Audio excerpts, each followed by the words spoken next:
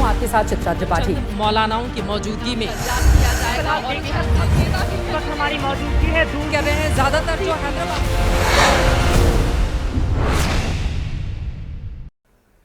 नमस्कार, ABP news के तमाम दर्शकों को गणतंत्र दिवस की हार्दिक शुभकामनाएं। और आप देखना शुरू कर चुके हैं जनहित, आम जनता से जुड़ा हुआ खबरों का वो टीवी शो जो आपको रखता है आगे। कल सुबह के बड़े अखबारों के पहले पन्ने की हर बड़ी खबर अगले 1 घंटे में हम रखेंगे जनहित में आपके सामने। तो आइए शुरू करते हैं आज का जनहित और सबसे पहले दिखा देते हैं आज खबरों के मेन्यू में क्या क्या खास है। जनहित में सबसे पहले आपको बुलंद भारत का बुलंद शो दिखाने वाले हैं। 26 जनवरी का दिन आसमान में भारतीय वायुसेना के पराक्रम का भी दिन था। भारत की वायु शक्ति की ताकत बताएंगे, दुश्मन के लिए भारत से डरना क्यों जरूरी है वो भी समझाएंगे। इसके बाद दिल्ली की सियासत में आपको लेकर चलेंगे, जहां गृह मंत्री अमित शाह और अरविंद केजरीवाल में टक्कर का दूसरा दिन रहा। केजरीवाल का मंथली सेविंग प्लान भी बताने वाले हैं कि कैसे उन्होंने दिल्ली वालों के वोट को उनके हर महीने के बजट से जोड़ने का काम किया है, लेकिन इसका असर होगा क्या, इस बात को समझेंगे। फिर लेकर चलेंगे महाकुंभ। विरोधी ताना मार रहे थे कि अखिलेश यादव संगम में डुबकी कब लगाएंगे, तो अखिलेश ने आज प्रयागराज में 11 डुबकियां लगा दी, लेकिन इससे भी उनका गुस्सा ठंडा नहीं हुआ। उन्होंने कहा, इससे अच्छा कुंभ तो हमने करवाया था। पूरी सियासत को समझने की करेंगे कोशिश। इसके बाद यूसीसी की बात होगी, जिसका मुद्दा कल फिर से गर्मा सकता है, क्योंकि उत्तराखंड में कल से यूसीसी लागू होने जा रहा है। उत्तराखंड देश का पहला राज्य होगा जो यूसीसी लागू करेगा। इसके बाद उत्तराखंड में क्या क्या बदलाव होना है, रिपोर्ट के जरिए आपको बताएंगे। देश और दुनिया की तमाम बड़ी खबरें होंगी। तो चलिए शुरुआत करते हैं जनहित की। और सबसे पहले बात आज कुछ अलग करने वाले हैं, क्योंकि आज 26 जनवरी है। आपको एक बार फिर से 76वें गणतंत्र दिवस की बधाई। आज खबरों का सिलसिला हम बुलंद भारत के एक बुलंद शो के साथ करने वाले हैं। भारत के सबसे बड़ा लोकतंत्र होने का एहसास आपको है। यह शो आपको भारत की शक्ति से भी परिचित कराने जा रहा है।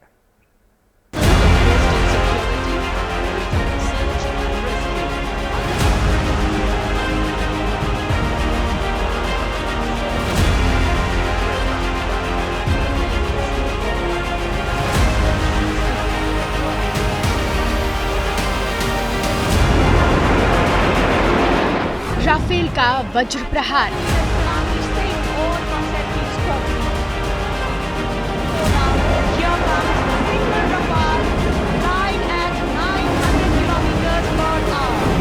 सुखोई का त्रिशूल संहार। एक के बाद एक विमान हवा में उड़ान करते हुए हवा में विलीन होते हुए त्रिशूल फॉर्मेशन बना। जगुआर की आर पार। There you can see 5 Jaguars in arrow formation. Apache की विध्वंस हुंकार। With its advanced fire control radar, night vision system and arsenal of Hellfire missiles. Globe master की भीम ललकार। शॉन स्ट्रीमिंग फ्यूल में विक्ट्री फॉर्मेशन बनाते हुए Led by दुश्मनों के खिलाफ विजय नाद। हिंदुस्तान की महाकाल गर्जना।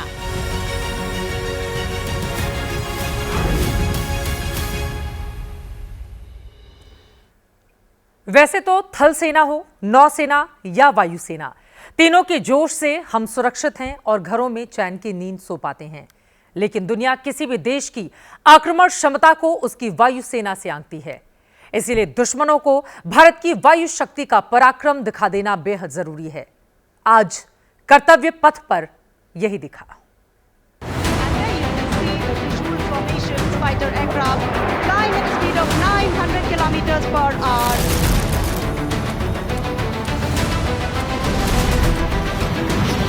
Next Rafale fighter aircraft. Delhi के आसमान में ये फाइटर राफेल का वो तूफान है जो हिंदुस्तान के दुश्मनों को हिलाने के लिए काफी है। गणतंत्र दिवस की परेड के बाद जब फ्लाई पास्ट का वक्त आया तो हर निगाह आकाश पर जा टिकी। राफेल ने फ्लाई पास्ट में 2 बार एंट्री ली और अपने तूफानी अंदाज से रोमांच पैदा कर दिया।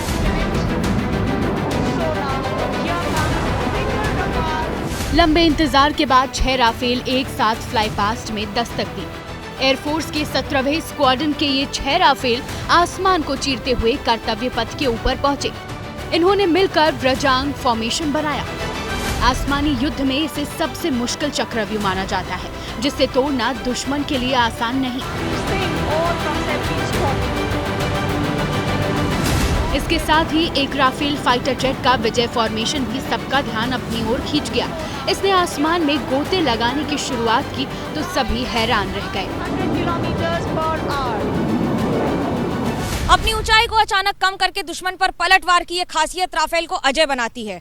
900 किलोमीटर प्रति घंटे की रफ्तार से उड़ान भरते राफेल का ये महा तूफान है जो दुश्मनों के लिए किसी खौफ से कम नहीं। चीन और पाकिस्तान जैसे देशों के लिए राफेल अलार्म की तरह है। दोनों देशों के पास इसके मुकाबले कोई फाइटर जेट नहीं। यही वजह है कि राफेल दुश्मनों के लिए साक्षात काल कहा जाता है।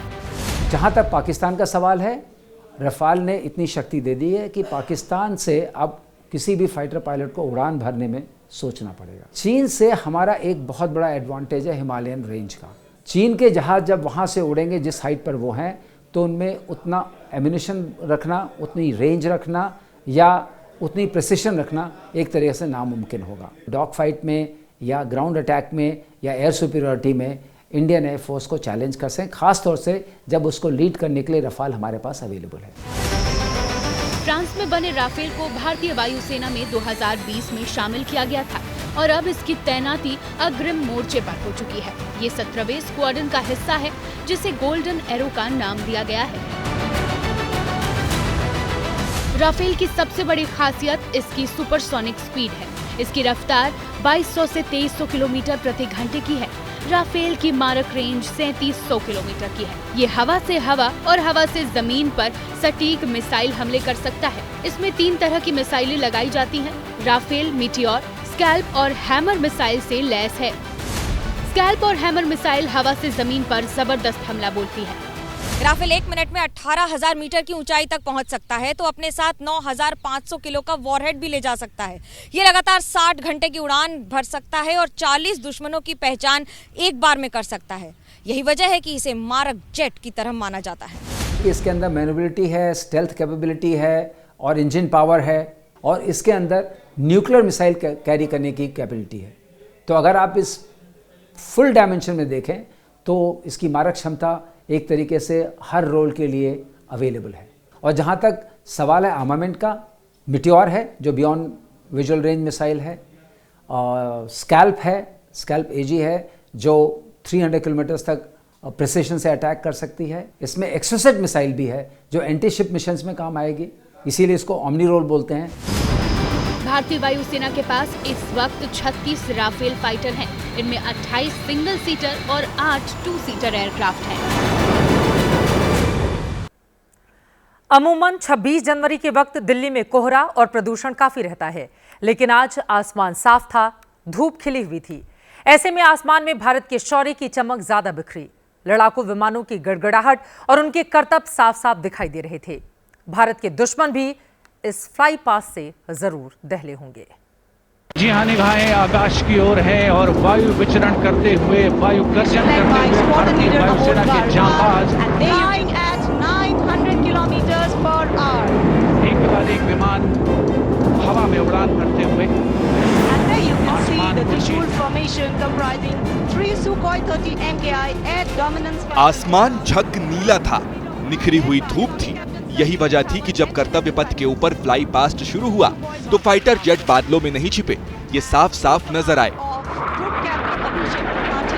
Sukhoi 30 air dominance fighter. C-17 globe master transport aircraft के अगल बगल पराक्रम की इबारत लिखते ये हैं विध्वंसक सुखोई 30 विमान। नेतृत्व में साथ में है ग्रुप कैप्टन ध्रुव कुमार और विंग कमांडर। आकाश में सफेद धुएं का ये गुबार बताने को काफी है कि multi role fighter jet Sukhoi क्या क्या कर सकता है।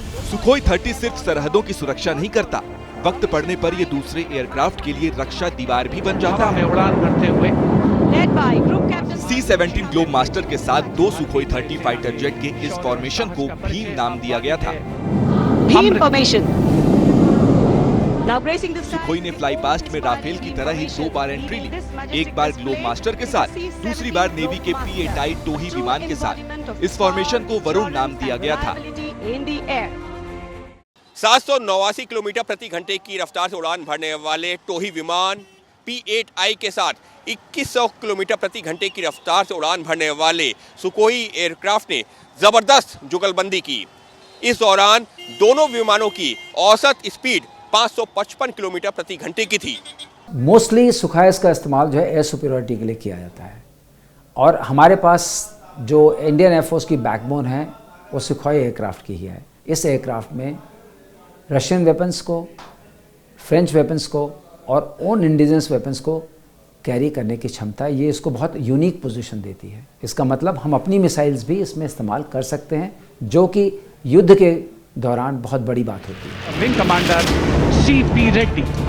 वायुसेना के पास इस वक्त 259 सुखोई 30 MKI फाइटर जेट है और इसे अपग्रेड किया जा रहा है, जिससे सुखोई की ताकत लगातार बढ़ रही है। सुखोई के साथ फ्लाई पास्ट में जगुआर का भी जलवा दिखा। 5 जगुआर विमानों ने जबरदस्त शक्ति प्रदर्शन किया। 5 जगुआर फाइटर जेट के इस फॉर्मेशन का नाम अमृत था। फॉर्मेशन का नाम अमृतकाल, भारत का विजन 2047। इनकी रफ्तार 750 किलोमीटर प्रति घंटा थी। फ्लाई पास्ट में ट्रांसफर एयरक्राफ्ट C-130 और C-295 ने भी अपना शौर्य दिखाया। 32 transport helicopter, transport aircraft victory formation में उड़ान भरते हुए नजर आएंगे। युद्ध के मैदान में ट्रांसपोर्ट एयरक्राफ्ट के दम पर ही साजो सामान को इधर से उधर पहुंचाया जाता है।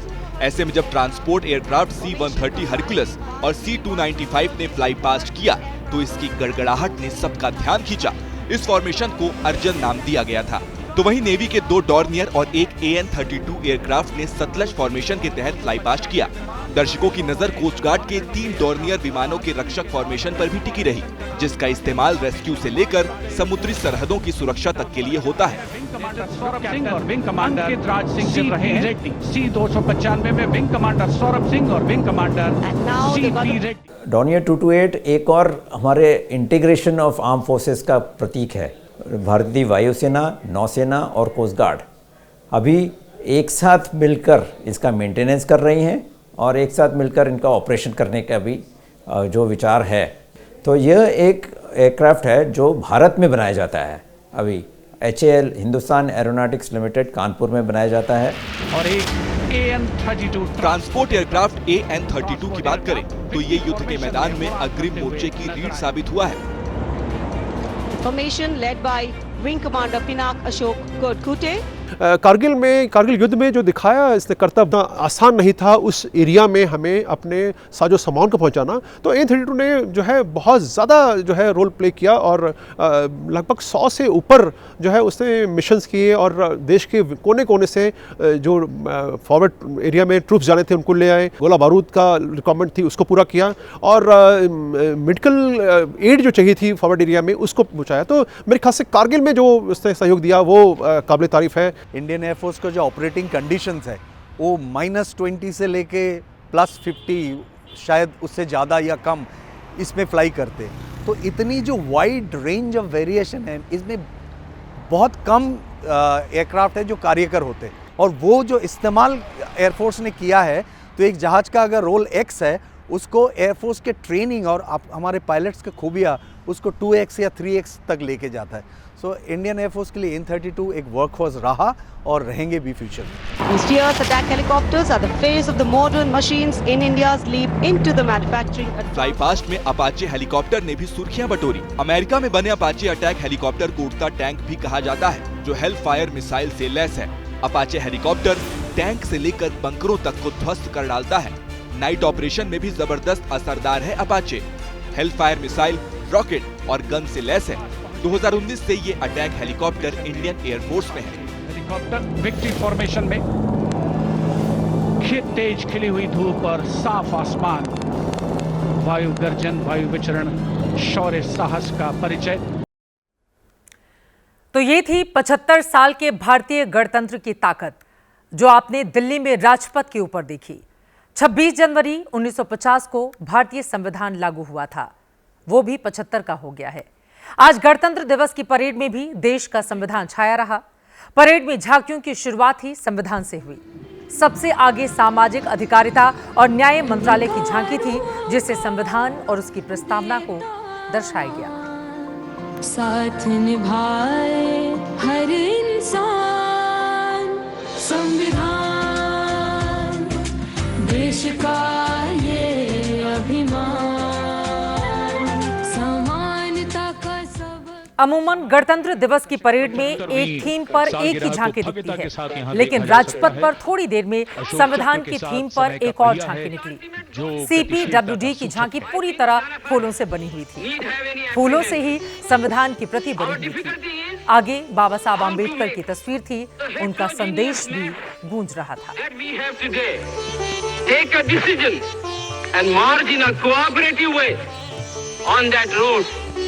which is bound to lead us to unity. Our difficulty is not with regard to the ultimate.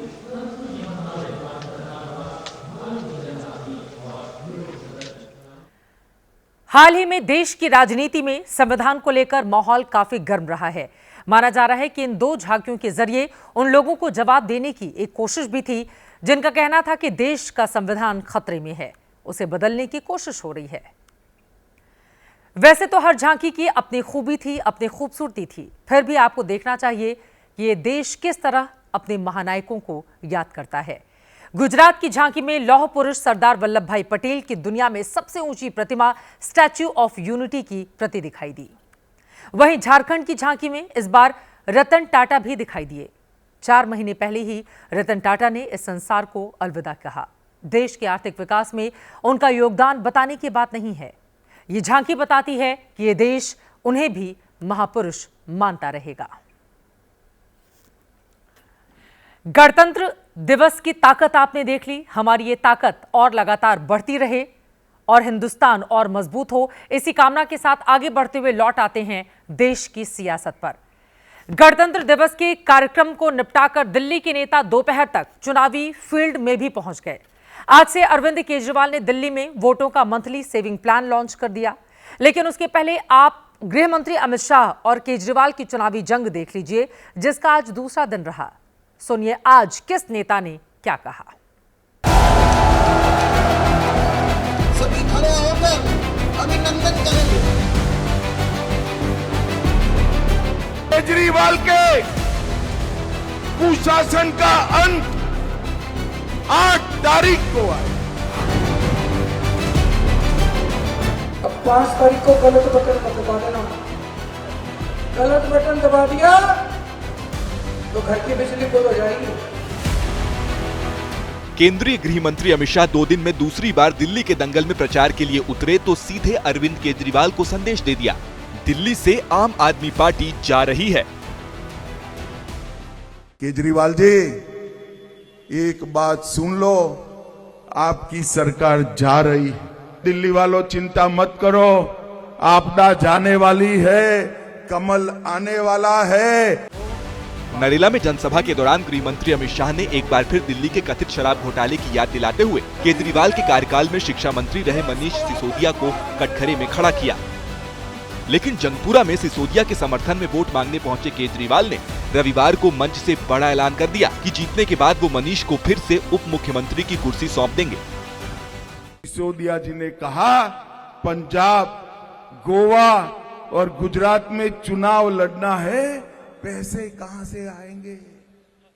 और इस राज्य के शिक्षा मंत्री ने दिल्ली की स्कूलों के पास, मंदिरों के पास, गुरुद्वारों के पास शराब की दुकानें खोली।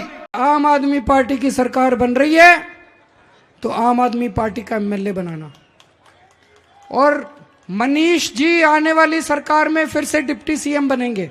तो अगर आपकी विधानसभा आपका एमएलए डिप्टी सीएम होगा तो सारे अधिकारी, सारे अफसर आपके फोन पे ही काम कर लेंगे। केजरीवाल जंगपुरा के बाद कस्तूरबा नगर पहुंचे और सर्वे के हवाले से महिलाओं को अपने पक्ष में बताते हुए दिल्ली की महिलाओं को नई जिम्मेदारी सौंप दी। जो मर्द है ना ये भटक जाते हैं थोड़े इधर, तो महिलाएं ज्यादा समझदार होती हैं। हर महिला को, माँ बहन को मैं कह के जा रहा हूँ, अपने घर के मर्दों को बिठा के थोड़ा समझाना, उनको बताना भाई केजरीवाल ही काम आएगा, और सख्ती से बोल देना कि वोट झाड़ू को देना है। अगर घर की औरत बोल दे तो मर्द की हिम्मत नहीं है, किससे मत हो जाए, फिर वो मान नहीं पाएगी उसका।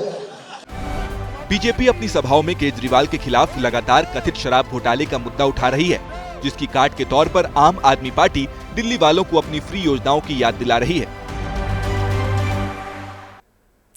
और अब देखिए आम आदमी पार्टी ने दिल्ली वालों के वोट को उनकी पॉकेट से कैसे जोड़ा। अरविंद केजरीवाल ने आज से रैलियों में गुणा भाग करके बताना शुरू कर दिया है कि अगर बीजेपी जीत गई तो दिल्ली वालों को हर महीने कितने रुपए का नुकसान होगा। केजरीवाल ने आज खुलकर खूब अपनी रेवड़ियां बेची।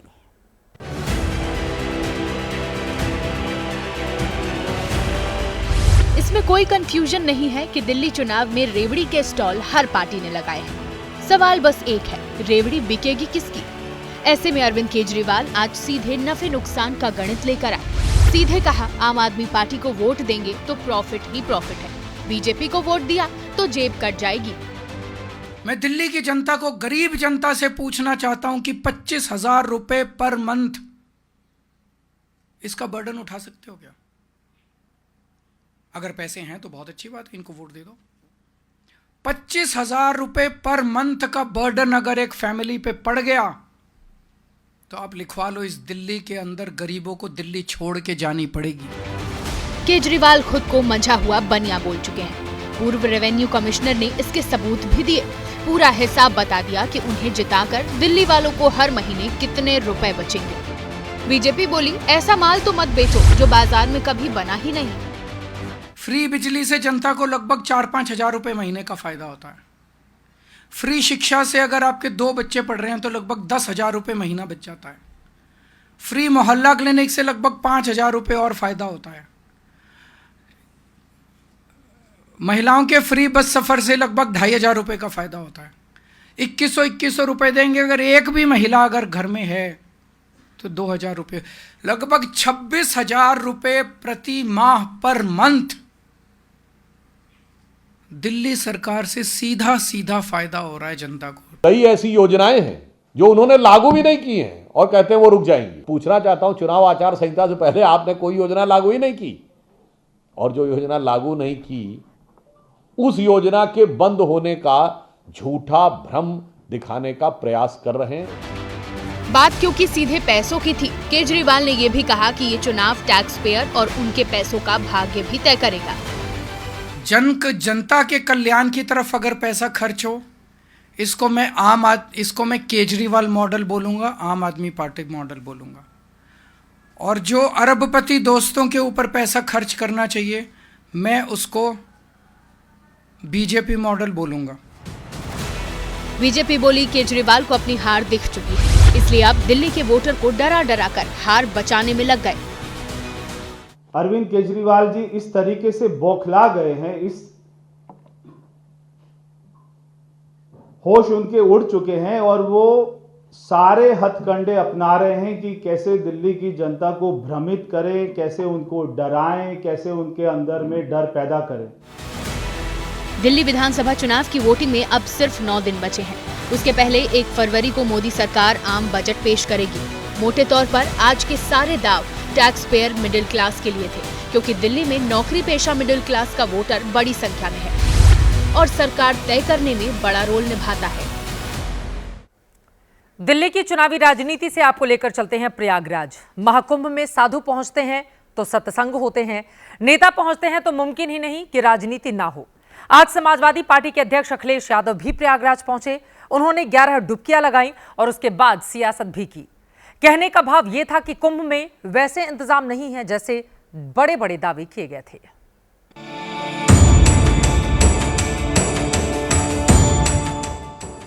महाकुंभ में 4 दिन पहले योगी आदित्यनाथ ने संगम में डुबकी लगाई थी।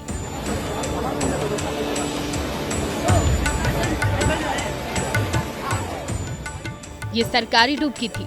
योगी के साथ उनके 53 मंत्री भी संगम में नहाए थे। जवाब देने आज अखिलेश यादव भी प्रयागराज पहुंचे।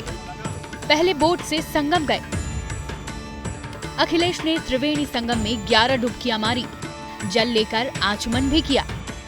स्नान के बाद बोले, उतने भी अच्छे इंतजाम नहीं है जैसे दावे सरकार कर रही थी। जो उस समय कुंभ हुआ था, कम संसाधन में सरकारें अलग अलग थीं, यूपी में सरकार दूसरी पार्टी की थी, समाजवादी पार्टी की थी, दिल्ली में सरकार दूसरी पार्टी की थी कि बुजुर्ग जो महिलाएं हैं, जो पुरुष हैं, वो कितनी दूर से चल कर के आते हैं। अगर आप कुंभ में इतने हज़ार करोड़ रुपए खर्च कर रहे थे तो कम से कम बुजुर्गों के लिए कोई ऐसी व्यवस्था होती। महाकुंभ में 14 दिन में 10 करोड़ लोग पहुंच चुके हैं। आग की एक घटना छोड़ दें तो सब शांतिपूर्ण है। अखिलेश ने फिर भी इंतजामों के नाम पर घोटाले का नैरेटिव आगे बढ़ाया है। व्यवस्थाएं और अच्छी हो सकती थी। 10,000 करोड़ रुपए अगर खर्च हुए हैं, दिल्ली सरकार 10,000 करोड़ और देगी। यहाँ पर कहीं धूल धक्कड़ ना उड़े।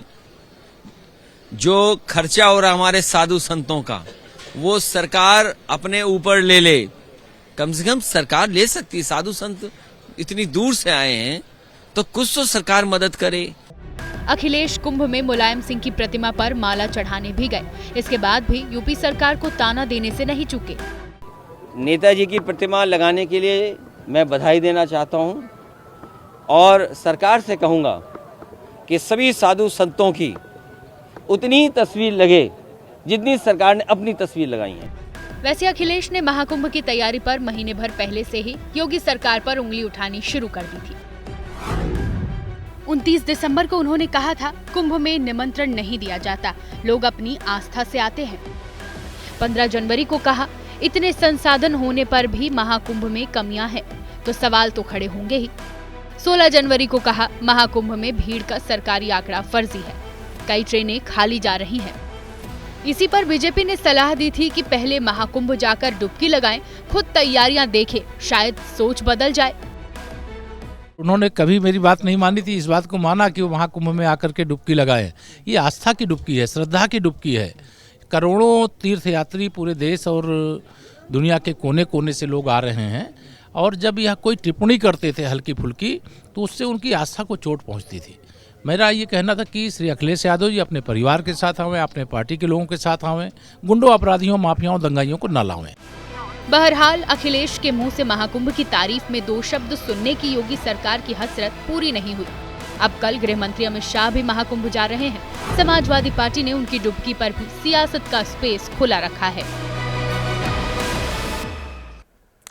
बात तो यही है कि महाकुंभ को सियासत का अखाड़ा नहीं बनना चाहिए, फिर भी ऐसा होता नहीं दिखा। कल फिर कुछ मुद्दों को प्रयागराज में महाकुंभ की भूमि से गर्मी मिलने वाली है। महाकुंभ में कल देश भर से आए साधु संत धर्म संसद करेंगे। इस धर्म संसद में सभी अखाड़ों के पीठाधीश्वर और महामंडलेश्वरों के साथ ही अलग अलग संप्रदायों के दूसरे प्रमुख संत महात्माओं को भी बुलाया गया है। धर्म संसद में मुख्य रूप से 2 मुद्दे रखे जाएंगे। पहला, देश में सनातन बोर्ड का गठन, इस पर संत चर्चा करेंगे। दूसरा मुद्दा होगा वक्फ बोर्ड का। धर्म संसद में वक्फ बोर्ड को खत्म किए जाने की मांग भी उठाई जाएगी। धर्म संसद के आयोजन के लिए वरिष्ठ संतों की 5 सदस्यों की कमेटी बनाई गई है, जो पूरे कार्यक्रम की देखरेख करेगी। सनातन बोर्ड की मांग लंबे अरसे से उठाई जा रही है। कल की धर्म संसद में फैसले के बाद इसकी रूपरेखा सामने आ सकती है।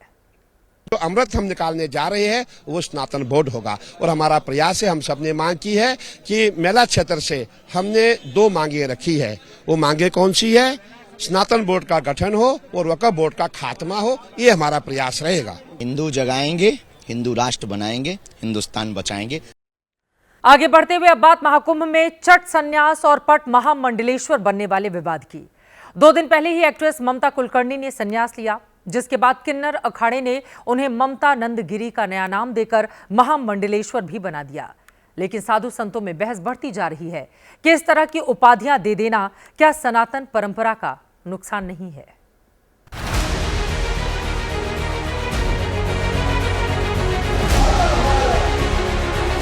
महाकुंभ में न जाने कितने लोगों ने मोह माया तज कर संन्यास ले लिया।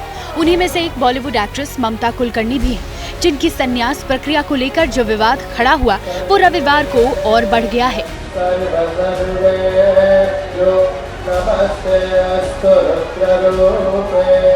महाकुंभ में ममता कुलकर्णी के संन्यास को लेकर सवाल पहले दिन से खड़े कर दिए गए थे, लेकिन विवाद गहराया संन्यास के फौरन बाद ममता को महामंडलेश्वर की उपाधि देने से।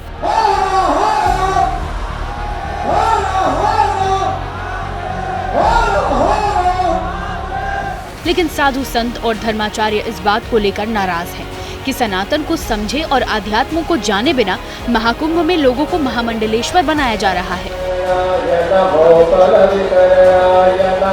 हम स्पष्ट रूप से ऐसे मत में नहीं है कि हम किसी को भी उसके प्रभाव में हम उसको साधु या मंडलेश्वर या महामंडलेश्वर नहीं कह सकते हैं, जब तक उसके अंदर वह साधुत्व संतत्व प्रकट ना हो जाए। सनातन धर्म के लिए अगर कोई व्यक्ति विशेष या कोई अभिनेत्री या कोई नेता अगर प्रचार प्रसार करना चाहता है तो बहुत अच्छी बात है, परंतु उसके लिए महामंडलेश्वर का टाइटल होना ये बहुत जरूरी है क्या?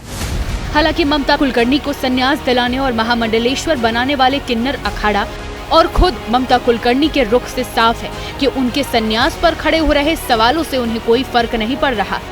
हम अपने काम में विश्वास रखते हैं कि हम सनातन को आगे लेके जाना चाहिए। आज उनके पास चली जाती ममता जी तो वो अच्छे रहते हैं, हम बुरे हो जाते हैं, और यही हमारा सबसे बड़ा दुर्भाग्य है कि सनातन के लोग ही सनातन के दुश्मन हैं। क्या हो रहा है, किस लिए हो रहा है? हम हैं कि हम अच्छा करें तो अपने आप सब जगह अच्छा ही फैले। ये सुख भोगो, ये आनंद परमानंद की स्थिति होती है ध्यान की समाधि की, उसको भोगो, उसको अनुभव करो।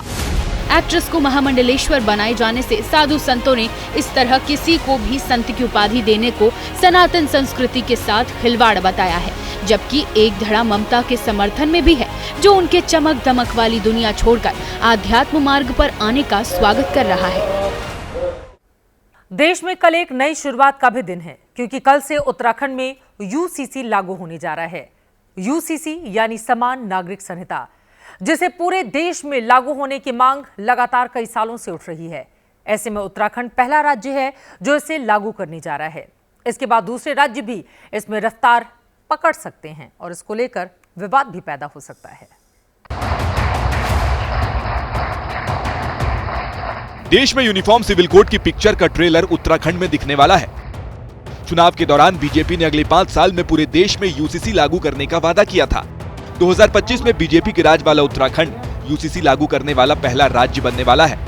हम सबके लिए एक समान कानून, जो भारत के संविधान के अनुच्छेद 44 में जिसका प्रावधान है, उसको हम यहाँ 27 जनवरी 2025 में लागू करने जा रहे हैं। यूसीसी लागू होने के बाद उत्तराखंड के लोगों का सामाजिक जीवन दूसरे राज्यों से अलग हो जाएगा। वहां हर जाति समुदाय के व्यक्ति को शादी का रजिस्ट्रेशन कराना ही होगा। तलाक लेना होगा तो उसके नियम भी सबके लिए एक होंगे। हर समुदाय की लड़की की शादी की उम्र 18 साल ही होगी। यूसीसी के आने से उत्तराखंड में हलाला जैसी प्रथा बंद होगी। उत्तराधिकारी के तौर पर लड़का और लड़की बराबरी पर खड़े होंगे। ये सभी कायदे कानून यूसीसी पर बनी समिति की सिफारिशों पर बने हैं। 2022 के चुनाव में बीजेपी ने राज्य में यूसीसी का वादा किया था। इसके बाद रिटायर्ड जज की अध्यक्षता में कमेटी बनी। कमेटी ने सभी समुदायों से बात की। फिर अक्टूबर 2024 में ड्राफ्ट सौंपा और अब 26 जनवरी के अगले दिन राज्य में यूसीसी लागू हो जाएगा। यूसीसी केंद्र सरकार के विजन का भी हिस्सा है। पिछले संसद सत्र में पीएम ने यूसीसी के विरोधियों को इतिहास का पाठ पढ़ाया था। धार्मिक आधार पर बने पर्सनल लॉ को खत्म करने की बाबा साहब ने जोरदार वकालत की थी। इधर उत्तराखंड में यूसीसी की चर्चा से लेकर अब उसे लागू होने तक कांग्रेस लगातार इसका विरोध कर रही है। आप शब्द देखिए, यूनिफॉर्म सिविल कोड क्या शब्द है? उसका पहला शब्द क्या है? Uniform. Can a uniform civil code any ever be state specific? ये आपस में विरोधाभास नहीं है, पैराडॉक्स नहीं है।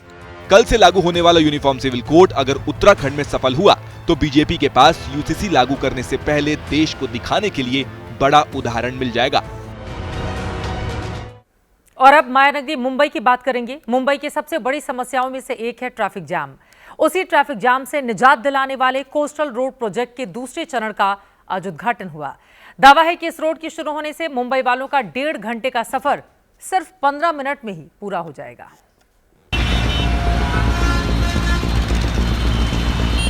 एक और ट्रैफिक जैम तो दूसरी ओर फर्राटेदार सफर।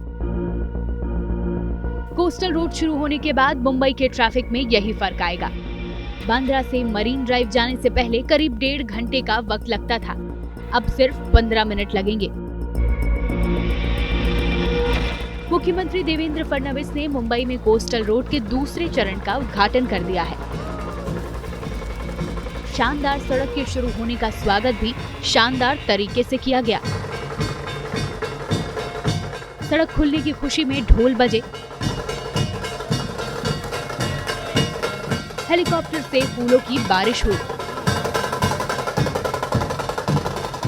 रिबन काटने के बाद सीएम देवेंद्र फडणवीस एक विंटेज कार में सवार होकर पुल पर ड्राइव करने निकल पड़े। वो पैसेंजर थे डिप्टी सीएम एकनाथ शिंदे और पीछे की सीट पर थे बीजेपी के नेता। एकनाथ शिंदे और मुख्यमंत्री देवेंद्र फडणवीस जो है वो गाड़ी में बैठे विंटेज कार जो है देवेंद्र फडणवीस जी चला रहे हैं और एक अनोखे तरीके से जो है इसका उद्घाटन किया जा रहा है। आप देख रहे हैं कि हाथ जो है, एक हाथ शिंदे जी जो उप मुख्यमंत्री हैं वो हाथ दिखाते हुए सबका अभिवादन कर रहे हैं। फडणवीस के काफिले में शामिल दूसरी गाड़ियां भी विंटेज ही थी। ऐसा लगा मानो दशकों पुराना दौर लौट आया हो। महाराष्ट्र के इन बड़े नेताओं की तरह ही आम जनता का सफर भी सुकून भरा हो, इसी उम्मीद के साथ जनहित में आज के लिए बस इतना ही। देश और दुनिया की तमाम खबरों के लिए आप देखते रहिए एबीपी न्यूज।